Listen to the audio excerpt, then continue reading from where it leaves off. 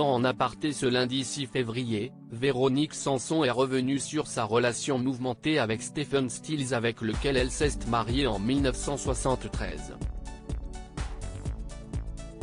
Ce lundi 6 février, Véronique Sanson était l'invitée d'un aparté sur Canal+ pour le premier numéro de la semaine. Interviewée par Nathalie Lévy, la chanteuse de 73 ans est revenue sa relation mouvementée avec Stephen Stills avec lequel elle s'est mariée en 1973. Ils ont donné naissance à un fils, Christopher, né le 19 avril 1974 à Boulder dans le Colorado.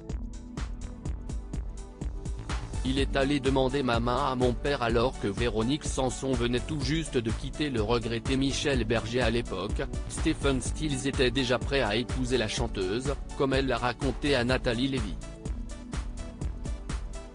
Il était sûr de lui, a témoigné la chanteuse. Il est allé demander ma main à mon père. Pas avec des gambeurs frais mais tout juste. Toutefois, Véronique Sanson a décidé de quitter le père de son fils en 1980, j'ai ressenti un appel du large et même si ce que j'ai fait n'a pas été fait avec la plus grande élégance, il fallait que je le fasse vraiment. Il fallait que j'y aille. J'ai eu envie de connaître un autre continent, un autre monde, une autre manière de travailler et d'approcher la musique aussi, s'est-elle remémorée avant de reconnaître qu'elle a appris tellement de choses en accompagnant son ex-compagnon dans ses tournées.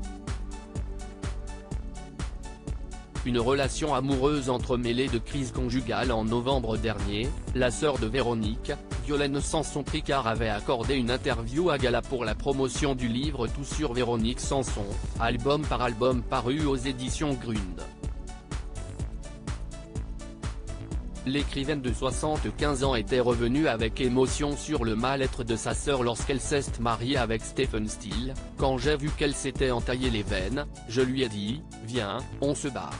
Elle n'a pas voulu car il y avait les Beatles, les Rolling Stones, que les parents étaient là.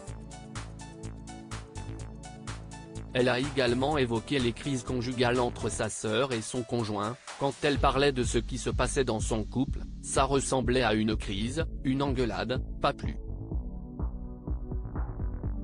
Je n'ai jamais soupçonné la violence. À lire aussi il ne m'a jamais adressé la parole. Véronique Sanson pas tendre avec Claude François, elle balance dans cet avou en aparté, à retrouver en intégralité sur l'application Mi Canal.